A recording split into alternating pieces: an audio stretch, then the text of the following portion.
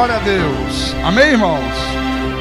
Então vamos à Bíblia, vamos ouvir o que é que esse Deus Todo-Poderoso tem a falar conosco nessa manhã.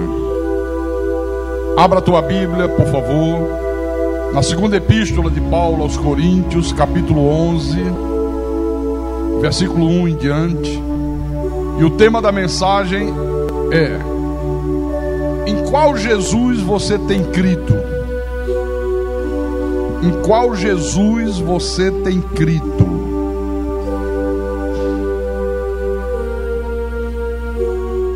Todos encontraram já? Então vou iniciar a leitura do texto sagrado, tá, irmãos? E o apóstolo Paulo diz à igreja: quisera eu me suportasseis um pouco mais na minha loucura. Suportai-me, pois, porque zelo por vós com zelo de Deus, visto que vos tenho preparado para vos apresentar como virgem pura a um só esposo, que é Cristo. Mas receio que, assim como a serpente enganou a Eva com a sua astúcia, assim também seja corrompida a vossa mente e se aparte da simplicidade e pureza devidas a Cristo.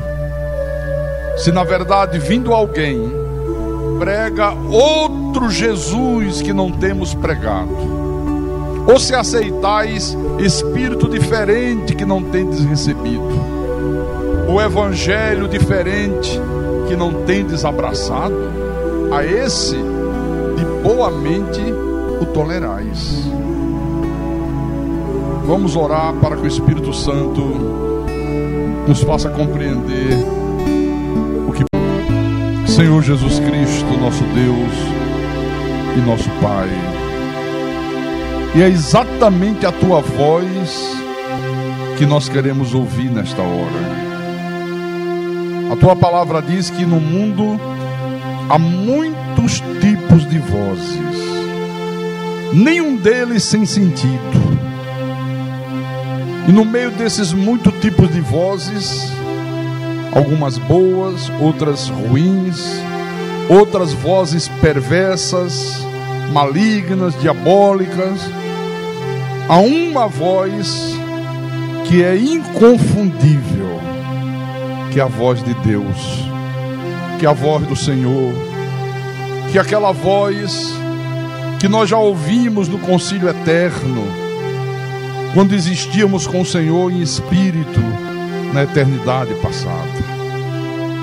E é essa voz que nós queremos ouvi-la agora, a voz que nos acalma, que nos exorta, que nos repreende, a voz que nos consola, a voz que nos dá alento, que nos encoraja. Então fala conosco nessa manhã, fala com a tua igreja, as ovelhas do teu rebanho, porque o Senhor é que é o pastor das ovelhas, e somente a tua voz é que elas ouvem. Usa-me como teu pastor, como teu servo, dá-me uma inspiração, a unção do teu Espírito, para que eu possa proclamar a tua palavra nessa manhã, mas proclamar a tua palavra com verdade, com pureza, sem mistura, sem paganismo, sem misticismo, sem doutrinas de homens, sem tradições religiosas, mas a palavra pura como saiu dos teus lábios, porque somente assim o teu nome é glorificado, somente assim o teu povo é edificado, cresce na graça e no conhecimento de Jesus Cristo. Eu te peço isso, meu Deus, porque a minha suficiência vem de ti, a minha suficiência vem do Senhor. Eu te peço em nome de Jesus, em nome do Senhor, e que todos que creem digam amém e amém. Amém, irmãos?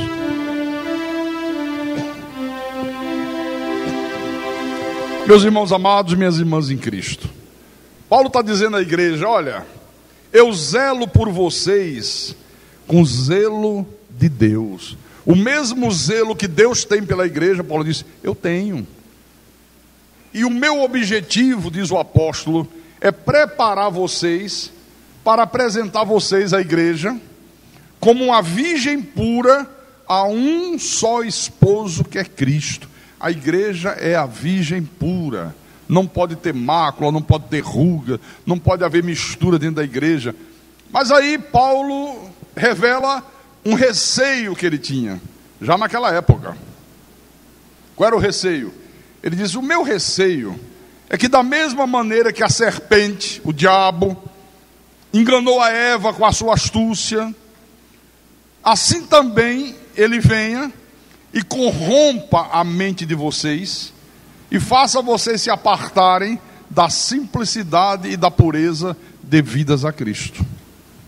E ele continua dizendo, porque se na verdade vem alguém e prega outro Jesus que nós não temos pregado, nós quem?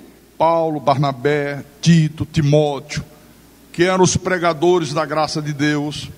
Ou se vocês aceitam o espírito diferente desse que nós temos transmitido para vocês, ou se vocês veem alguém de lá e traz um evangelho diferente, vocês toleram essa gente com muita facilidade. É muito comum as pessoas dizerem assim, você já deve ter ouvido isso, Deus é um só. Tanto faz você estar na igreja A, na igreja B, na igreja C, na igreja D, porque Deus é o mesmo. Já ouviu isso? Deus é um só, tanto faz aqui, como está acolá, como naquela outra, é a mesma coisa. Ou então pessoas que dizem assim, eu não quero saber de doutrinas, eu não quero saber de ensinamentos que nos dividem.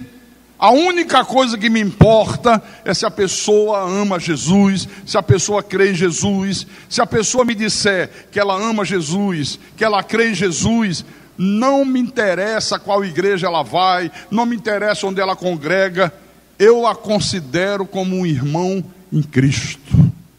Isso é a coisa mais comum de se ouvir nos dias de hoje. Só que, meus irmãos, com a revelação do Evangelho da Graça de Deus, eu aprendi que sempre que alguém diz para mim que ama Jesus, que crê em Jesus, eu devo perguntar a essa pessoa, que Jesus? Qual Jesus você crê? Qual Jesus você ama? Porque, irmãos, o grande dilema de Paulo era perceber que Satanás podia usar de astúcia, como ele usou com Eva lá no paraíso, e induziu Eva à desobediência a Deus, e levar o povo de Deus a crer num outro Jesus, num Jesus diferente daqueles que os apóstolos anunciavam. Esse era o drama, essa era a grande preocupação do apóstolo aqui. Então, quando alguém diz para mim que tanto faz ir na igreja A, na igreja B ou na igreja C, porque Jesus está em todas elas, porque Deus é o mesmo, eu pergunto, qual Jesus está lá? Qual Jesus que está lá? Uma certa ocasião, veio aqui nesse templo um pastor pentecostal falar comigo. Ele já me conhecia de muitos anos atrás, na época da ignorância e da incredulidade, quando eu fazia parte do pentecostalismo. E aí eu fiquei com ele umas 2 horas, 3 horas, explanando para ele essas verdades da graça de Deus. E depois de umas 3 horas, eu falava, mostrava na Bíblia, ele conferia, ele ouvia. Aí disse, pastor Carlos, é o seguinte, eu não conheço nada disso que o senhor está me mostrando, mas eu quero dizer para o senhor o seguinte, para mim, o importante é que eu creio em Jesus. Aí quando ele disse isso, eu disse, então faz o seguinte, me fale sobre o Jesus que você crê. Ele respondeu na bucha. Ele disse, ora, é o mesmo Jesus que o senhor crê. É o mesmo Jesus que o senhor prega. Claro que na hora, o Espírito Santo me deu sabedoria, discernimento. E antes de eu entrar em temas mais profundos ainda da teologia, eu usei de uma sabedoria divina para mostrar para esse pastor a importância de nós definirmos se nós estávamos falando do mesmo Jesus, se estávamos falando da mesma pessoa. Aí eu usei um amigo nosso comum, que era o Marquinhos, que nós também conhecíamos de longo tempo. E eu perguntei para o pastor assim: me diga uma coisa, você tem visto o Marquinhos? Ele disse: ah, pastor, de vez em quando eu me encontro com o Marquinho. Olha, eu tenho um carinho tão grande pelo Marquinho, eu tenho um amor tão grande pelo Marquinho. Eu disse: eu também. Pense numa pessoa que eu gosto muito do Marquinho, eu tenho muito amor pelo Marquinho. Quando eu me lembro do Marquinho, aquele homenzarrão de 1,90 m de altura, um corpanzil imenso, pesando quase 150 quilos, cabelos até os ombros. Aí ele olhou para mim e disse: espera lá, pastor, não, Marquinho tem 1,60 m de altura, é magrinho, quase careca, os cabelos todos já caíram. Nós não estamos falando do mesmo Marquinho, não estamos falando da mesma pessoa. Eu disse: mas isso faz alguma diferença? Aí aquele esbugalhou os olhos para mim e disse: pastor Carlos, claro que faz diferença, sem dúvida nenhuma que faz diferença. Ele disse: o Marquinho que eu conheço não tem nada a ver com esse Marquinho que o senhor acabou de descrever aí. Talvez o senhor esteja falando de um outro Marquinhos, mas não desse que eu estou dizendo ao senhor que é meu amigo. Eu disse: muito bem, então você tem que concordar comigo que se nós dois aceitássemos essa descrição que eu acabei de fazer, com certeza absoluta nós estaríamos falando de outra pessoa, nunca da mesma pessoa. Nunca da mesma pessoa. E ele disse: não, é verdade, claro, é verdade. Aí a partir daí eu passei a descrever para ele o Jesus que eu prego, o Jesus que eu amo, o Jesus que eu creio. Eu disse: olha, pastor, o Jesus que eu amo, o Jesus que eu sirvo, o Jesus que eu prego, ele na cruz do Calvário expulsou o príncipe desse mundo. Ele na cruz, ele colocou os demônios em algemas eternas. O seu Jesus também fez o mesmo? Aí ele olhou para mim e disse: Jesus nos deu autoridade para combater o diabo, para expulsar os demônios. Eu disse: então já é diferente do meu Jesus, já é completamente diferente. Eu disse: olha, o Jesus que eu prego, o Jesus que eu amo, o Jesus que eu creio, é o próprio Deus que se fez carne no ventre da Virgem Maria. Deus veio ao mundo e se fez carne. O seu Jesus também é assim? Eu disse: não, Jesus, pastor, é a segunda pessoa da Santíssima Trindade. Eu digo: então não é o meu Jesus, é um outro Jesus. Deixa eu dar um tempo aqui. Abra a tua Bíblia, por favor, no livro de João, Mateus, Marcos, Lucas e João, capítulo 12, versículo 31.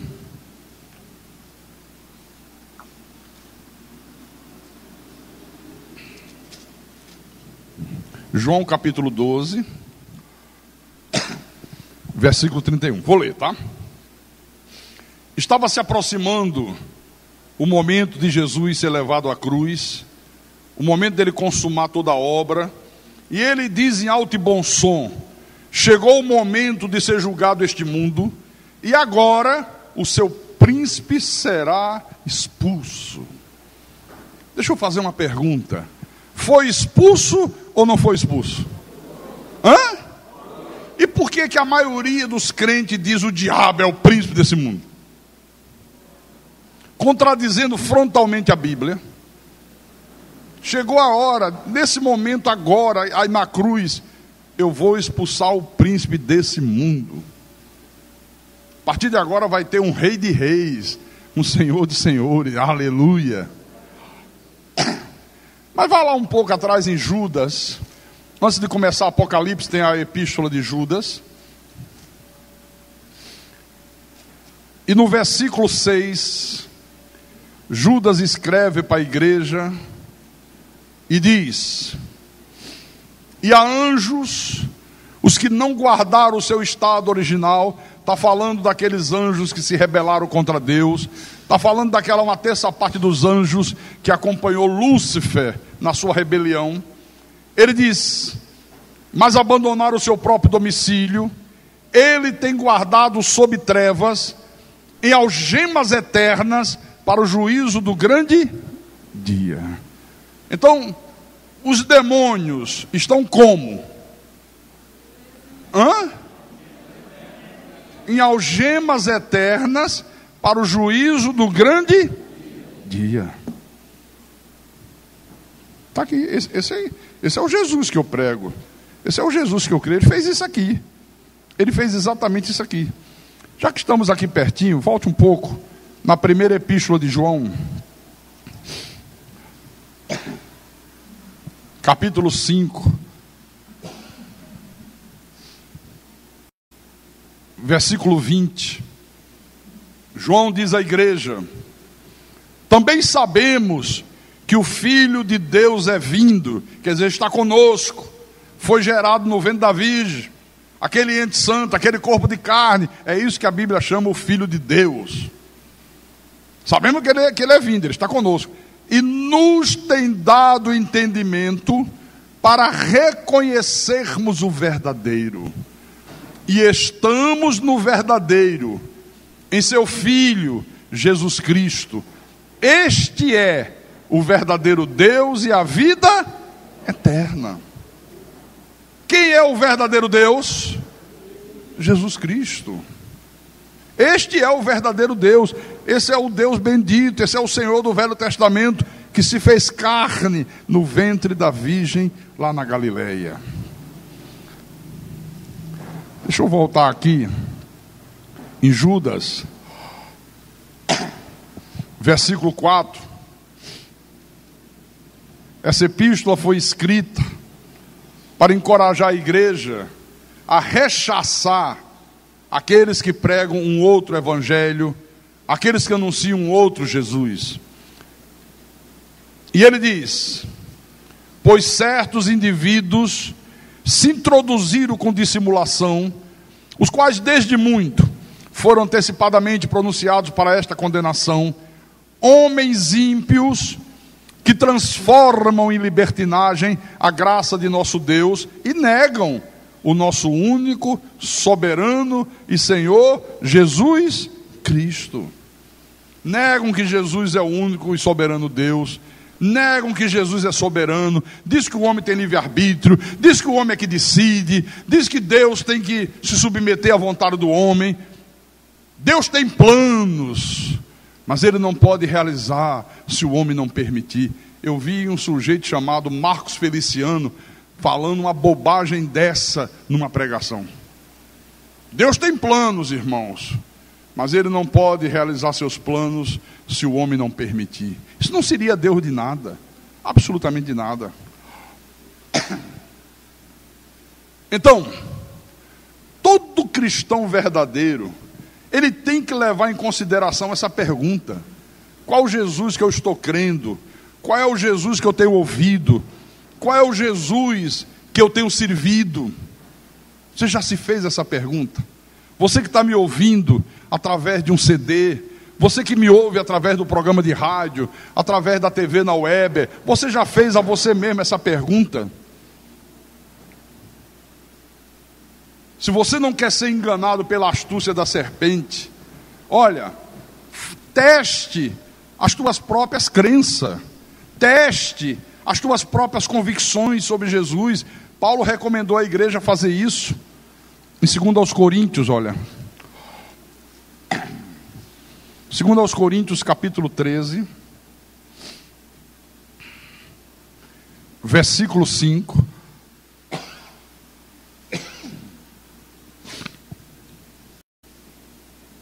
Ok? Todos acharam?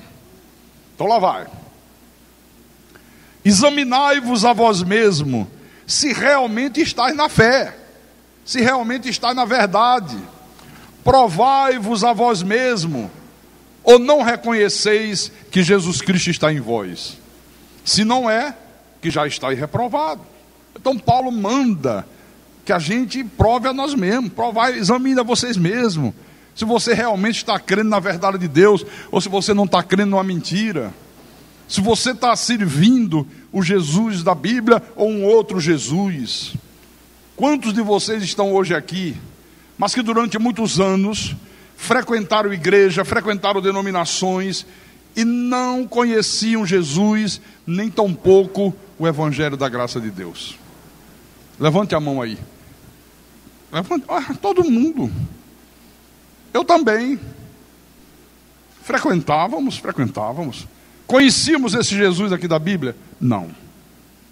Conhecíamos o Evangelho da graça de Deus? Não. Então, muito cuidado com essa coisa de dizer que qualquer denominação serve, porque Deus é o mesmo em qualquer lugar, Jesus está em todos os lugares ao mesmo tempo. Sim, como Deus onipresente está, mas dizer que é o mesmo Deus é outra coisa. Por exemplo, o Jesus dos mormons não tem nada a ver com esse Jesus aqui da Bíblia. O Jesus que foi inventado por Joseph Smith, que é o fundador da religião mórmon, eles dizem que Jesus é o primeiro filho de Deus, e ele se tornou carne através de uma relação sexual entre o Deus Pai, que assumiu uma forma humana, e a Virgem Maria. Esse é o Jesus dos mormons. As testemunhas de Jeová, elas também dizem que amam Jesus, mas não é o Jesus da Bíblia que elas amam.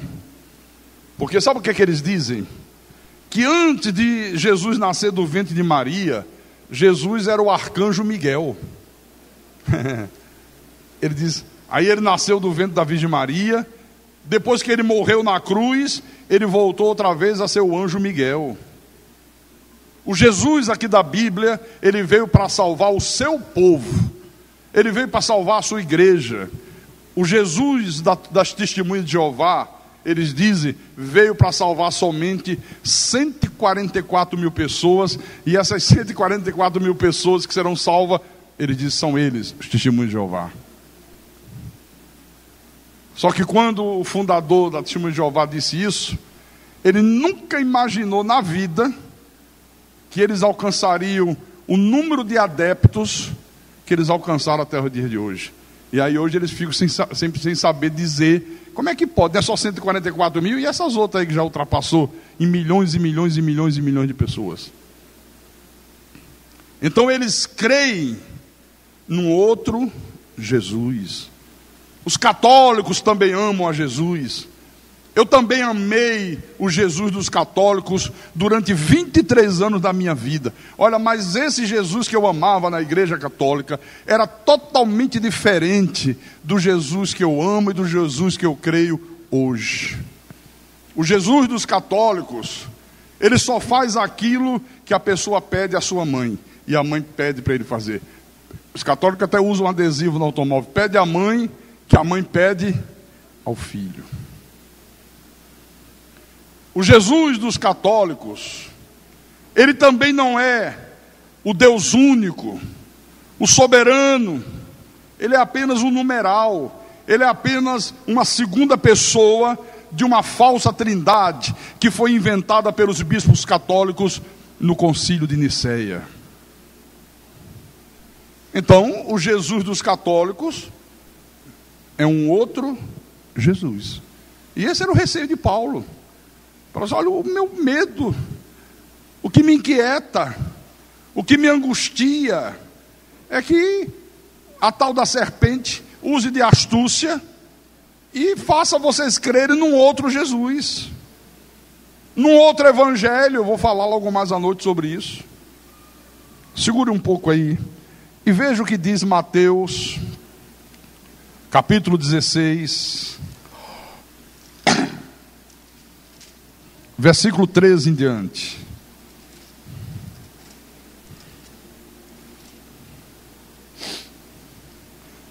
Mateus capítulo 16, versículo 13 em diante. Vou ler, tá, irmãos? O texto diz assim: indo Jesus para os lados de Cesareia de Filipe, perguntou a seus discípulos: quem diz o povo ser o Filho do Homem? Quem é que o povo diz que eu sou? Olha a pergunta de Jesus. E aí os discípulos responderam: olha, Senhor, uns dizem que tu és João Batista, outros dizem que tu és Elias, outros já dizem que o Senhor é Jeremias, e outros já dizem que o Senhor é alguns dos profetas. Quer dizer que até em reencarnação eles criam. Criam em reencarnação. Não, uns dizem que o Senhor é Elias que reencarnou. Outros dizem que o Senhor é Jeremias, profeta Jeremias. Né? Jesus ouviu e perguntou: e vocês? O que vocês dizem que eu sou? Para vocês eu sou quem? Aí Simão Pedro disse: tu és o Cristo, o Filho do Deus vivo. Então Jesus lhe afirmou: bem-aventurado és, Simão Bajonas, porque não foi carne e sangue quem te revelaram, mas meu Pai que está nos céus. Também eu te digo que tu és Pedro, e sobre esta pedra edificarei a minha igreja, e as portas do inferno não prevalecerão contra ela. Eu também te digo que tu és Pedro, e sobre esta pedra, que os católicos imaginaram que era o próprio Pedro, não, sobre esta pedra, sobre esta verdade que você acabou de dizer, eu edificarei a minha igreja, e as portas do inferno não prevalecerão contra ela. Se fosse nos dias de hoje, e Jesus caminhasse por esse mundo em carne e osso, e ele perguntasse: quem o povo diz que eu sou?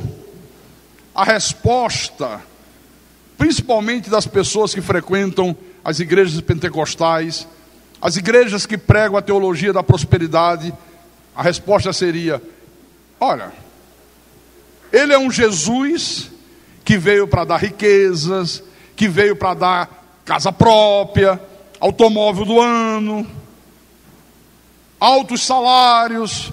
Ele veio para fazer a pessoa se tornar rica, milionária. Seria a resposta. Eu estava ouvindo um dia desse uma mensagem que mandaram para mim, uma gravação. E o Edir Macedo, que é o líder da Seita Universal, o R.R. Soares, que é o líder da Seita Internacional da Graça, o Silas Malafaia, que é o ídolo da Assembleia de Deus, dizendo que eles andam de avião particular, que eles moram em mansões magníficas, que eles possuem automóveis luxuosos, que eles usam roupas de grife, as roupas mais caras que eles têm, porque eles estão seguindo os passos de Jesus Cristo. É muita cara de pau o cara dizer um negócio desse. Não, eu sou rico assim. Por que você anda por que você tem avião particular? Porque eu estou seguindo os passos de Jesus. Por que você tem uma mansão que nem os bilionários árabes têm? Porque eu estou seguindo os passos de Jesus. Irmãos, esse não é definitivamente o Jesus da Bíblia. O Jesus da Bíblia, ele não veio para satisfazer desejos materialistas de ninguém. O Jesus da Bíblia, ele veio com um propósito: prover vida eterna para o seu povo. Vamos conferir isso na Bíblia? Abra em João, capítulo 10, versículo 10. E ironicamente, esse versículo que nós vamos ler é o que eles mais usam para induzir o povo a buscar bens materiais, a querer ficar rico, a morar nas melhores casas, a ter as melhores roupas, a comer as melhores comidas.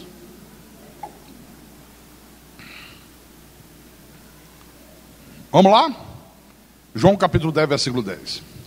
São palavras de Jesus Cristo. Ele disse: o ladrão vem somente para roubar, matar e destruir. Eu vim para que tenham vida e a tenham em abundância. Segura aí. Você sabe o que eles fazem? Aqueles que pregam um outro Jesus, eles pegam esse versículo e dizem: olha, Jesus diz que o diabo veio para matar, roubar e destruir. Então, se você não tem sua casa própria, se você mora numa casa simples, o diabo está agindo na tua vida. Tem um pastor americano que disse que pobreza é do diabo. Primeiro que aqui não está falando de diabo nenhum. É só você ler o contexto. Jesus aqui está falando do falso pastor, dos falsos mestres. Aí ele adjetiva quando chega aqui. Ele diz: o ladrão, o falso pastor, o mercenário, aquele que explora o povo, vem somente para roubar, matar e destruir. Rouba o dinheiro, rouba os bens, matam as esperanças, destrói a vida. Ele disse: agora eu, que sou o verdadeiro pastor, vim para que vocês tenham vida e a tenham em abundância. O que é vida em abundância? Vida eterna. Eu vim para que vocês tenham vida sem fim. Se vida em abundância é ser rico, é ter muito dinheiro, é morar numa casa luxuosa, é ter automóvel de luxo, então nenhum de vocês tem. Quem aqui mora numa mansão? Ninguém. E quem aqui tem uma Mercedes 360 que custa $500 mil? Ninguém tem.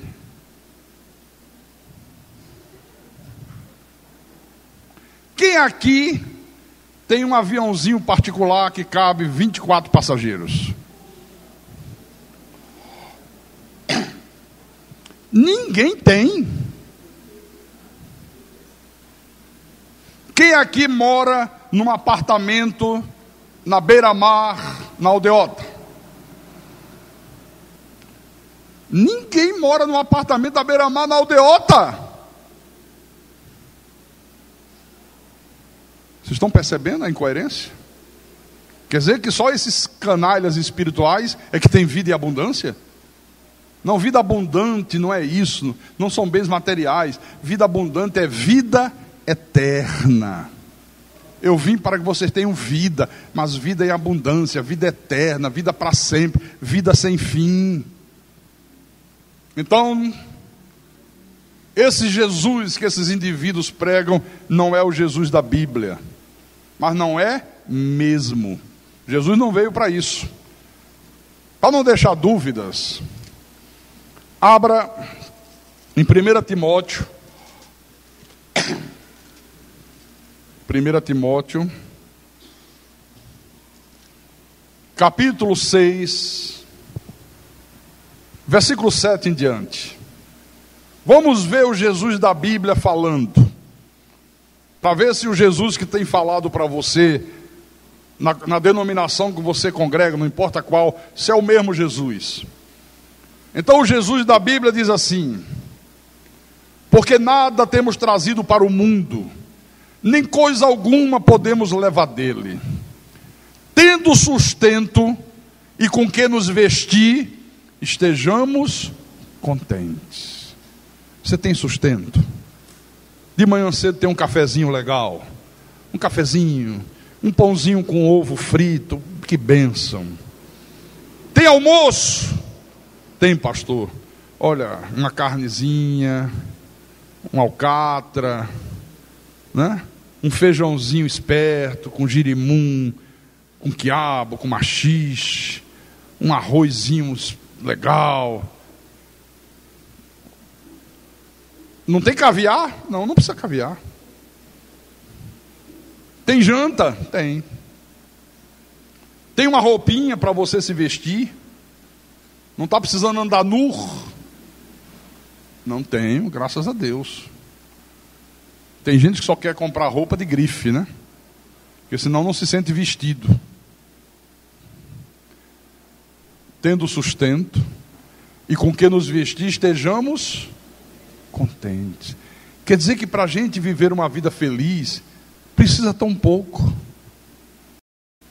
Essa visão diabólica, essa visão capitalista, essa visão demoníaca da teologia da prosperidade, é que faz as pessoas viverem uma vida infeliz. Porque incute na cabeça das pessoas que ou ela tem essas coisas, casa na aldeota, automóvel do ano, alto salário, dinheiro para viajar para a Europa, roupas de grife, ou então ela não é feliz, ela não é abençoada por Deus. Isso gera uma infelicidade danada. Porque a pessoa não tem e ela se sente feliz. Ou não é? Mas vamos deixar Jesus falar mais. No versículo 9 ele continua. Ele diz, olha, os que querem ficar ricos, atenção, turma, que frequenta esses lugares, que pregam a teologia da prosperidade, que manda você fazer um pedido, eu quero uma mansão, você tem que ter muito dinheiro, você tem que exigir de Deus. Eles dizem assim, você tem que colocar Deus no canto da parede. Jesus está falando com você. Os que querem ficar ricos, caem em tentação e cilada, e em muitas concupiscências insensatas e perniciosas, as quais afogam os homens na ruína e perdição. Porque o amor do dinheiro é raiz de todos os males, e alguns nessa cobiça se desviaram da fé, se desviaram da verdade, e a si mesmos se atormentaram com muitas dores. Meus irmãos, Jesus nunca procurou satisfazer esse espírito materialista do povo. Nunca. Jesus nunca deu brecha para isso. Teve uma ocasião, está lá no livro de João capítulo 6, que Jesus demonstrou isso de uma maneira magnífica, espetacular. João capítulo 6, versículo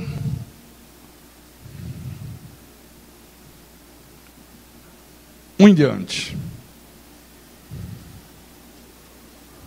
Preste atenção nesse relato. Depois destas coisas, atravessou Jesus o mar da Galileia, que é o de Tiberíades. Seguia-o numerosa multidão. Agora preste atenção porque que essa numerosa multidão o seguia. Porque tinham visto os sinais que ele fazia na cura dos enfermos. Olha, curou um cego. Olha, curou um paralítico. É mesmo? É. Ah, eu vou atrás. Ah, eu quero ver mais. Aí quem sabe ele também me cura. Aí quem sabe eu também recebo uma bênção. Então, subiu Jesus ao monte e assentou-se ali com seus discípulos. Ora, a Páscoa, festa dos judeus, estava próxima.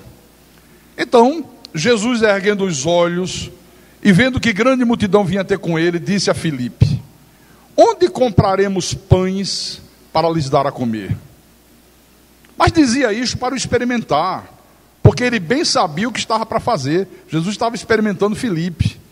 Aí Filipe respondeu: não lhes bastariam 200 denários de pão para receber cada um o seu pedaço? Olha, vai precisar de muito dinheiro. Pelo menos 200 denários para comprar pão, para dar a cada um deles um pedacinho. É impossível. Aí um dos seus discípulos, chamado André, irmão de Simão Pedro, informou a Jesus: olha, está aí um rapaz que tem 5 pães de cevadas e 2 peixinhos. Mas o que isso representa para tanta gente? O que isso representa para esta multidão que está aí? Aí Jesus disse: fazei o povo assentar-se, pois havia naquele lugar muita relva. Assentaram-se, pois, os homens, em número de quase 5.000, só de homens. Agora coloque as esposas, os filhos. Isso aqui dava uma multidão de quase 20 mil pessoas. Faça ele se sentar. Então Jesus tomou os pães e, tendo dado graça, distribuiu entre eles, e também igualmente os peixes, quanto queriam.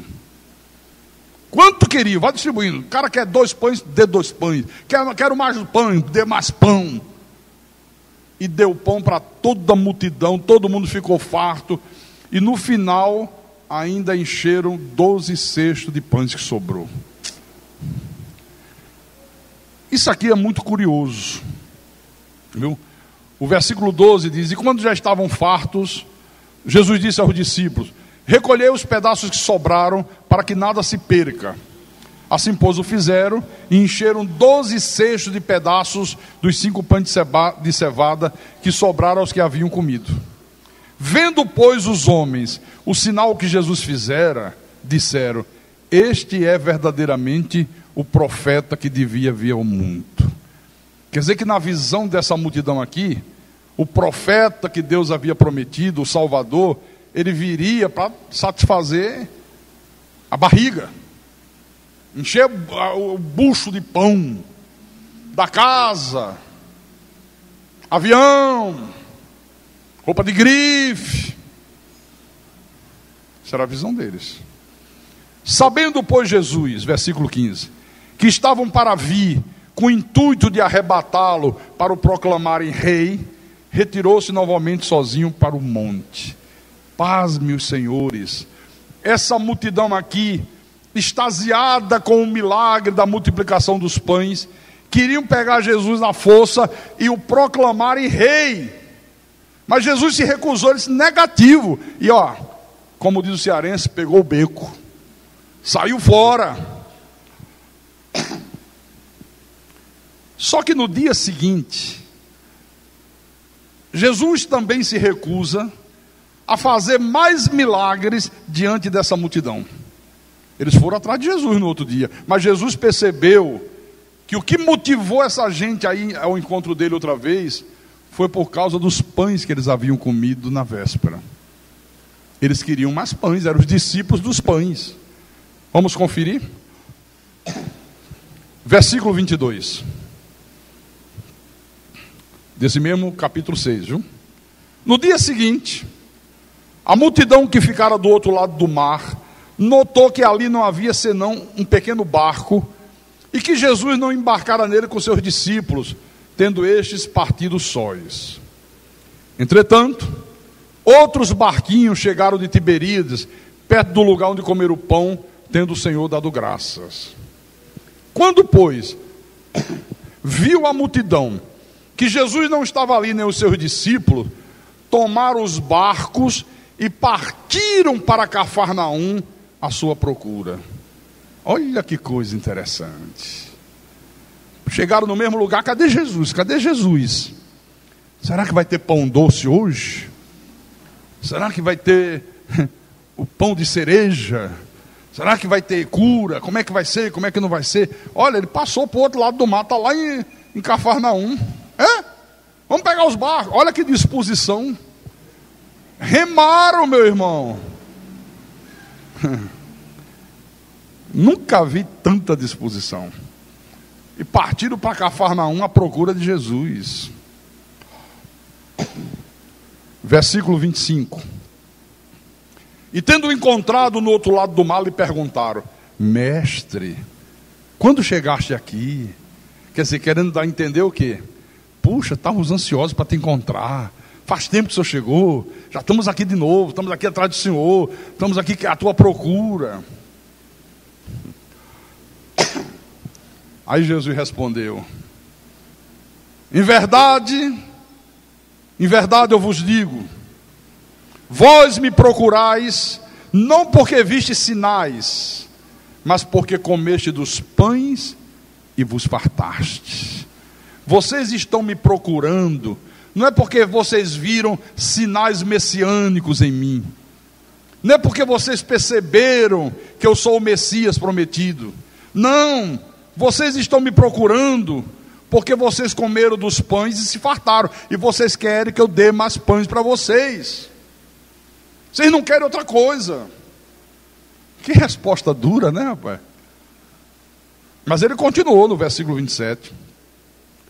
Trabalhai, não pela comida que perece, mas pela que subsiste para a vida eterna, a qual o Filho do Homem vos dará, porque Deus o Pai o confirmou com o seu selo.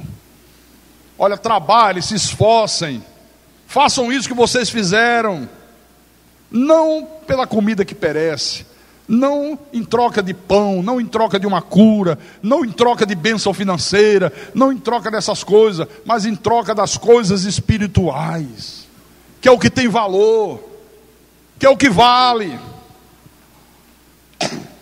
Aí a partir daqui, Jesus começa a dizer para esse povo que Ele é o pão da vida, que o homem não tem livre-arbítrio, e o resultado foi simplesmente trágico. Leia o versículo 30 em diante. Então lhe disseram eles: que sinal fazes para que o vejamos e creiamos em ti? Quais são os teus feitos?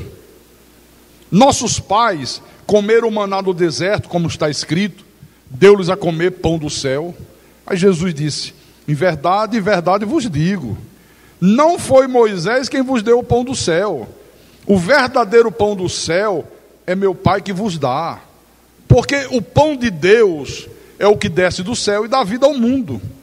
Então lhe disseram: Senhor, dá-nos sempre desse pão. Declarou-lhe, pois, Jesus: eu sou o pão da vida. O que vem a mim jamais terá fome, e o que crê em mim jamais terá sede. Versículo 41. Murmuravam, pois, dele os judeus, porque dissera: eu sou o pão que desceu do céu. E diziam: não é este Jesus, o filho de José? Acaso não lhe conhecemos o pai e a mãe? Como é que agora esse cara diz: desci do céu? Aí Jesus respondeu: não murmureis entre vós. Ninguém pode vir a mim se o Pai que me enviou não o trouxer, e eu ressuscitarei no último dia. A turma já ficou de olho em pé, de olho aberto, de olho esbugalhado. Interessante, né? Os judeus já murmuravam de Jesus, já não o viam como Deus eterno, mas viam Jesus apenas como um homem comum, o filho de José, o filho de Maria. Esse cara não é filho de Maria, não é filho daquele carpinteiro. Como é que ele agora vem com essa história de dizer: desci dos céus? Quem ele pensa que é? Você está vendo como era a reação deles? A coisa já mudou de figura.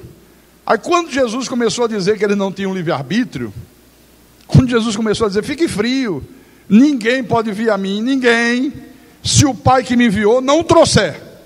Por que depende do Pai trazer? Porque quando o homem nasce nesse mundo, ele nasce morto em delitos e pecados.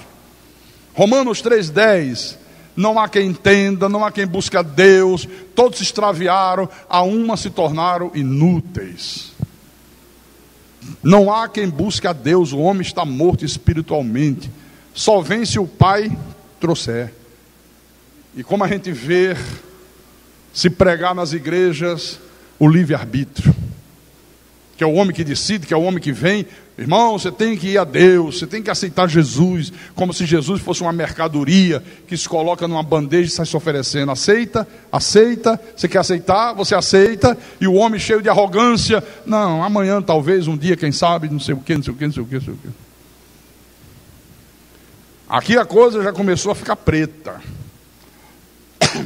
Mas ele continuou. Versículo 60. Muitos dos seus discípulos, tendo ouvido tais palavras, disseram: duro é esse discurso, quem o pode ouvir? Mas Jesus, sabendo por si mesmo que eles murmuravam a respeito de suas palavras, interpelou-os: isto vos escandaliza? Vocês estão escandalizados Porque eu estou dizendo que ninguém pode vir a mim se o Pai que me enviou não trouxer, que depende do Pai trazer, não depende do homem querer, não depende do homem decidir. Que será, pois, se virdes o Filho do Homem subir para o lugar onde primeiro estava? Onde primeiro estava como Deus, Espírito e verdade, não no corpo de carne. Versículo 63. O Espírito é o que vivifica, a carne para nada aproveita. As palavras que eu vos tenho dito são Espírito e são vida. Contudo, há descrente entre vós, pois Jesus sabia desde o princípio quais eram os que não criam e quem o havia de trair.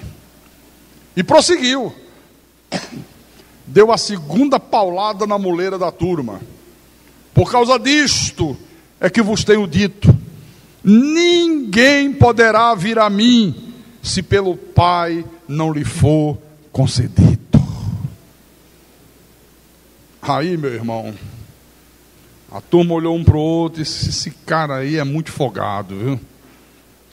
Uma hora diz que desceu do céu, agora está dizendo que nós não temos livre-arbítrio, agora está dizendo que depende do Pai, depende disso, depende daquilo.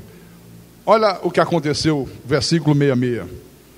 À vista disso, muitos dos seus discípulos o abandonaram e já não andavam com ele. Muitos, olha, pularam fora. Quer dizer que eu não tenho livre-arbítrio? Quer dizer que Deus não me respeita? Quer dizer que eu dependo de Deus? Não é assim que reage a maioria dos evangélicos hoje? Você fala que o homem não tem livre-arbítrio, você fala da soberania de Deus, você fala da predestinação, a maioria diz assim: está pensando que eu sou robô? Deus tem que respeitar a minha decisão.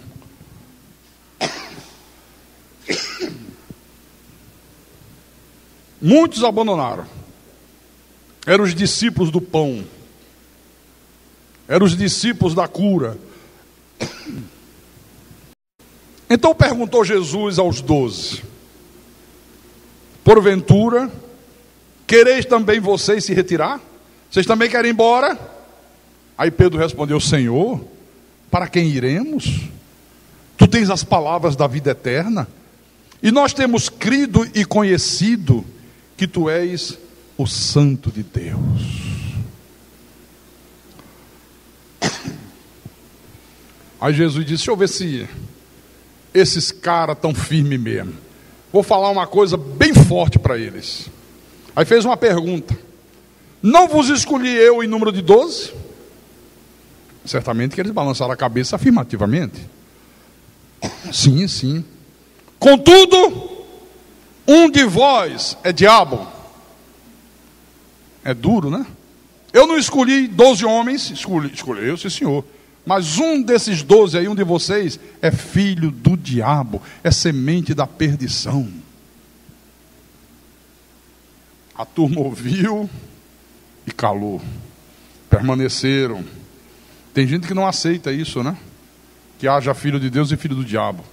Então, eu quero que você perceba aqui que Jesus teve que fazer uma escolha entre ter uma multidão de quase 20 mil pessoas que iriam segui-lo por causa dos benefícios que poderiam obter dele, ou ter 11 seguidores absolutamente fiéis, absolutamente leais, que o seguiriam por motivos meramente espirituais. Teve que fazer essa escolha aqui.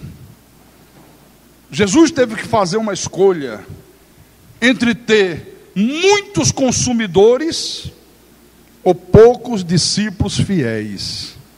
Porque ele poderia ter satisfeito as necessidades da multidão, ele poderia ter saciado o desejo que a multidão tinha de pão, de cura, de bens materiais. O povo teria aclamado o rei, ele ia ter todo o povo ao seu lado, mas Jesus preferiu ter poucas pessoas que o seguiam por motivos certos, a ter uma multidão incalculável que o seguiria por motivos errados. Qual foi a escolha? Ele preferiu discípulos ao invés de consumidores. Infelizmente, meus irmãos, o que tem prevalecido entre as multidões que hoje dizem crer em Jesus é uma mentalidade semelhante a essa multidão aqui. É a mesma mentalidade que prevalece hoje na grande maioria das multidões que superlotam os templos, que superlotam as denominações. As pessoas têm assumido uma postura de consumidores quando se trata das coisas do reino de Deus. E esta mentalidade, ela está presente na forma e no conteúdo das pregações, no tipo de música que se toca nas igrejas, nas estratégias que os líderes espirituais usam para fazer a igreja ter um crescimento numérico. Tudo é feito com o objetivo de satisfazer as necessidades das multidões. O que a multidão quer? A multidão quer grana. Então vamos falar de grana. Vamos apresentar a eles um Deus que dá riqueza. O que a multidão quer? Cura. Cura? Então vamos anunciar um Deus que vai curá-los. E ainda vamos ganhar dinheiro com isso. Vamos dizer que só cura se der grana. Porque a grana é que prova que tem fé.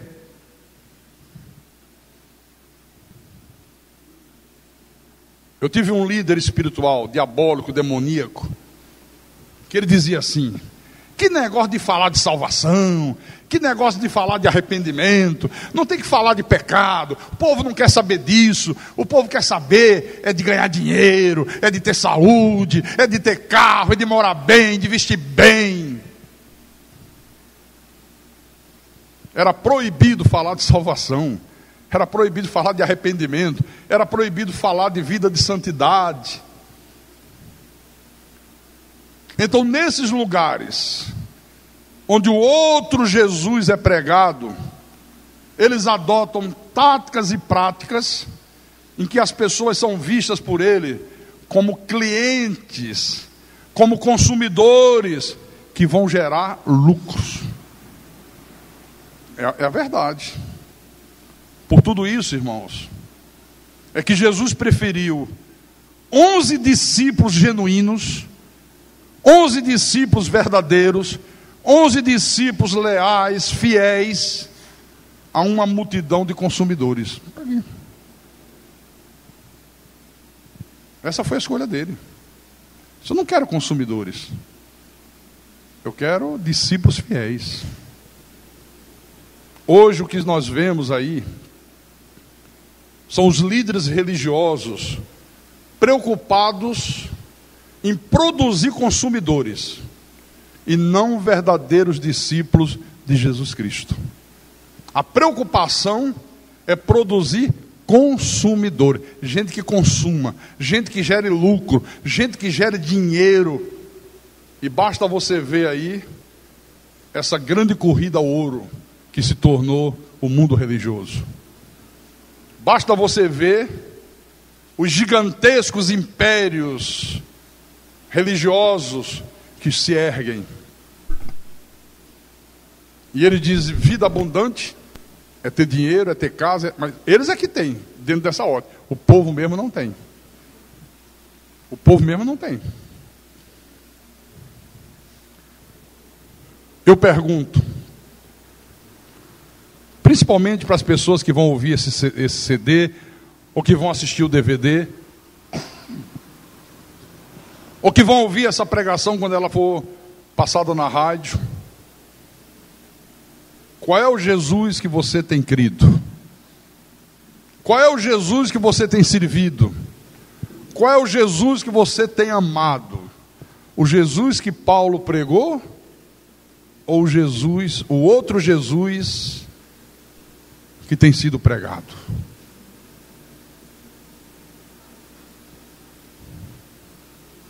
Qual é a postura que você tem assumido? De consumidor ou de discípulo fiel? O que te motiva a ir ao templo? As coisas espirituais, o aprender da palavra, o crescer na graça e no conhecimento, ou multiplicação de pães.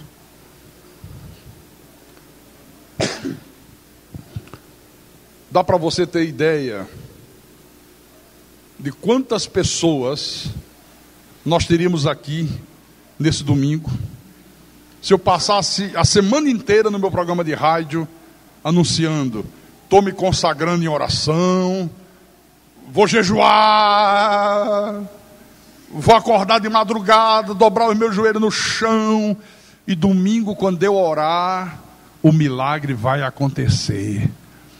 Ou Deus faz, ou eu rasgo a Bíblia. O cara fala assim: eu cansei de falar isso. Venha! Você que está desenganado dos médicos, você que está com câncer, você que está com AIDS, você que tem uma doença que o médico não descobre, você que tem úlcera, gastrite crônica, você que tem problemas psicológicos, depressão, aí sai dizendo um monte de coisa, você que está desempregado, eu vou orar, essa semana mesmo vai se abrir uma porta de emprego para você. Dá para você ter ideia de quantas milhares de pessoas estariam aqui agora?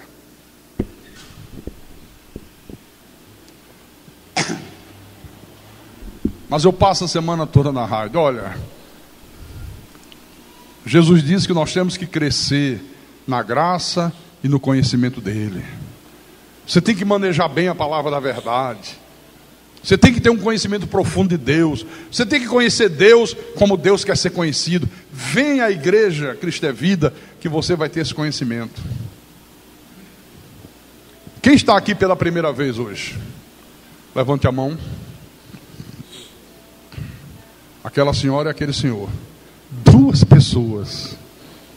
2 estão... tem ali também? Mais uma ali? 3 pessoas. 3 pessoas. Quantas vocês acham que estariam aqui se eu passasse a semana toda prometendo cura, prometendo bênção financeira?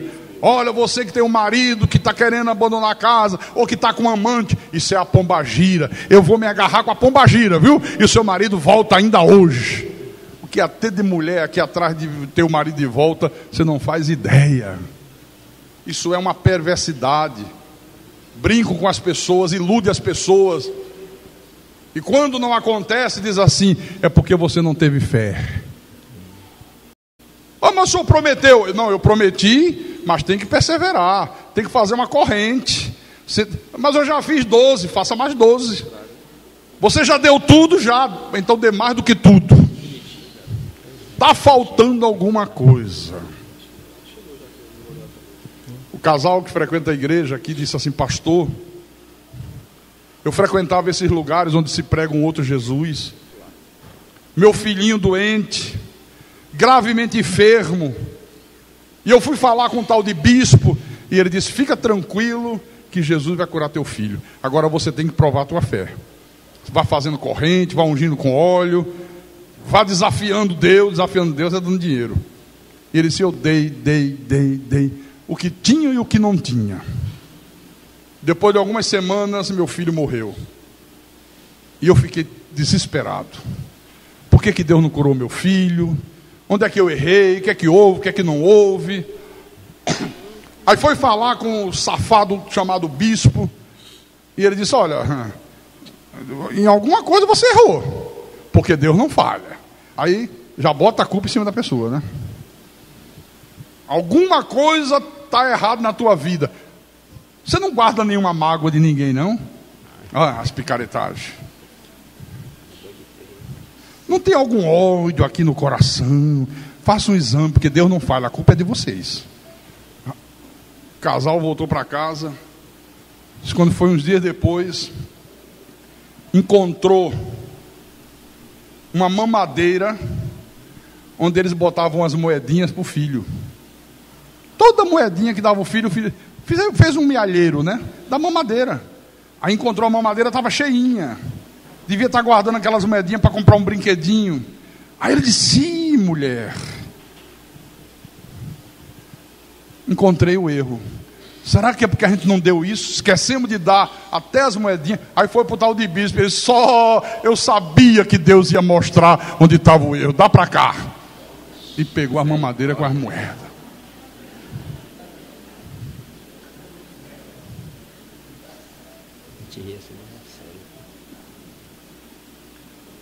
É engraçado, mas eu fico indignado. Eu fico indignado. Até quando a gente vai ter que conviver com isso? Até Jesus voltar. Porque para isto eles foram postos neste mundo. E quem tem ouvidos para ouvir, que ouça o que o Espírito falou com a igreja nesta manhã. Em nome de Jesus Cristo.